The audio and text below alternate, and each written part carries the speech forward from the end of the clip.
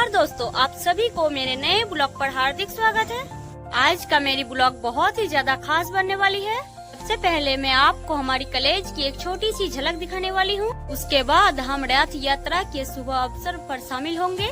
तो दोस्तों, इस वीडियो को अंत तक जरूर देखिएगा। तो चलिए बिना देर के वीडियो को शुरू करती हूँ। आज मेरे जीवन का एक बहुत ही खास दिन था। आज मैं पहली बार कॉलेज जाने वाली हूँ। बचपन से जिस दिन का इंतजार था वहाँ आखिरकार आ ही गया। सुबह उठते ही मन में एक अलग ही खुशी का उत्साह था। मैंने अच्छे से तैयार होकर अपना बैग लिया और भगवान का आशीर्वाद लेकर घर से निकल पड़ी। रास्ते भर मन में कई तरह के विचार चल रहे थे।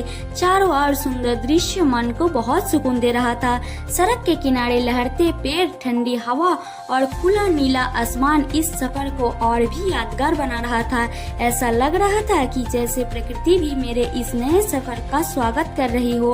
हर मोड़ पर कुछ नया देखने को मिल रहा था और मैं भी उन खूबसूरत नज़ारों का आनंद लेते हुए धीरे धीरे कॉलेज की ओर बढ़ती रही। कुछ ही समय बाद मैंने कॉलेज पहुंच गई। कॉलेज का मुख्य द्वार देखकर मन में बहुत ही खुशी हुआ और वहां का शांत वातावरण बहुत ही अच्छा लगा। शांत माहौल था। जगह जगह सुंदर सुंदर फूल खिले हुए थे जिनसे पूरे परिसर सुंदरता और भी बढ़ गई। इसके बाद कॉलेज की सबसे ऊंची छत पर पहुंची। वहां से दिखाई देने वाला दृश्य सचमुच मन मोहन लेने वाला था। दूर दूर तक फैला हुआ नीले रंग का खुला आकाश, हल्के हल्के तैरते बादल और चारों ओर फैली हरियाली देखकर मन को अद्भुत शांति मिली। ऊपर से पूरा कॉलेज बहुत सुंदर दिखाई दे रहा था। हवा इतनी शीतल और ताजगी से भरा था कि वहाँ कुछ देर खड़े रहने का मन करने लगा। उस पल मुझे महसूस हुआ कि जीवन में आगे बढ़ने के लिए ऊंचाइयों तक पहुँचना कितना सुंदर अनुभव होता है। मैंने इस दृश्य को भी अपने मन में हमेशा के लिए सजा लिया। आज कॉलेज का नज़ारा देखकर मन खुश हो गया। चारों तरफ हरियाली, ऊंचे ऊंचे पेड़, रंग बिरंगे फूल और ठंडी ठंडी हवा पूरे माहौल को बहुत ही सुंदर बना रहे थे। सुबह की हल्की धूप पेड़ों की पत्तियां से छनकर जमीन पर पड़ रही थी, जिसे देखकर ऐसा लग रहा था जैसे प्रकृति ने कॉलेज को और भी सुंदर से सजा दिया। कॉलेज के कैंपस में चलते हुए पक्षियों की मीठी आवाज सुनाई दे रही थी। हर तरफ छात्र छात्राएं मुस्कुराते हुए अपने दोस्तों से बातें कर रहे थे। कई क्लास की ओर जा रहा था तो कई लाइब्रेरी तरफ। इस पूरे माहौल में एक अलग ही ऊर्जा और उत्साह महसूस हो रहा था। कॉलेज के बगीचे में तरह तरह फूल खिले हुए थे। उनकी खुशबू हवा और साथ पूरे परिसर में फैल गया था। इसके बाद मैं ब्लॉक की ओर चली गई क्योंकि वहाँ मेरा थोड़ा सा काम था। ब्लॉक का वातावरण भी बहुत व्यवस्थित, शांत और अनुशासित था। आज प्रभु जगन्नाथ जी का रथ यात्रा था। इस शुभ अवसर पर मैंने सोचा कि आज थोड़ा सा घर में मीठा बनाया जाए, इसलिए मैंने खीर बनाने की तैयारी शुरू कर दी। सबसे पहले मैंने दूध को उबलने के लिए रखा। जब दूध उबलने लगी तब मैंने उसमें चावल को धीरे धीरे डाल दिया और जब खीर धीरे धीरे गाढ़ी होने लगी तो उसका खुशबू पूरा घर में फैल गया था। आज गांव में भगवान जगन्नाथ जी का रथ यात्रा निकली थी, इसलिए मैं भी दर्शन करने के लिए चली गई। जैसे ही मैं वहां पहुंची पूरा माहौल भक्तिमय हो गया। चारों तरफ जय जगन्नाथ के जयकार गूंज रहे थे।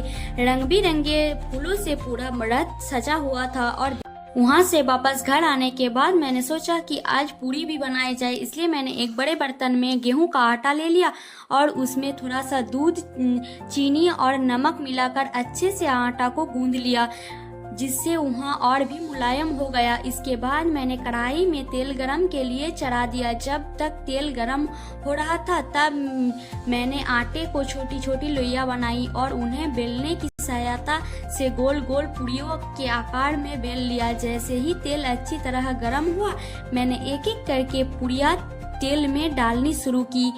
गरम तेल में पड़ते ही पूड़ियाँ फूली हुई, सुनहरी और बेहद आकर्षक दिखाई देने लगी।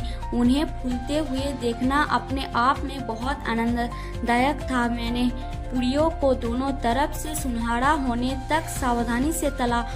पूरी कुरकुरी और मुलायम बनती चली गई। रसोई में गर्मा गर्म पूरियों की खुशबू फैल गई, जिससे पूरे घर का वातावरण और भी आनंदमय हो गया। इतने में घर के सभी लोग रसोई के पास आ गए हैं और पूछने लगे कि पूरियाँ कब तैयार होगी। मैंने मुस्कुराते हुए कहा कि बस कुछ ही मिनट में सबको गर्मा गर्म पूरियाँ मिल जाएगी। मैंने पूरियों को धीरे धीरे करके सुनहरा और कुरकुरा होने तक तल लिया। एक एक करके सारी पूरियों को बना लिया और खीर पहले से ही बना हुआ था, इसलिए मैंने सोचा कि नमकीन भी कुछ बनाए जाए।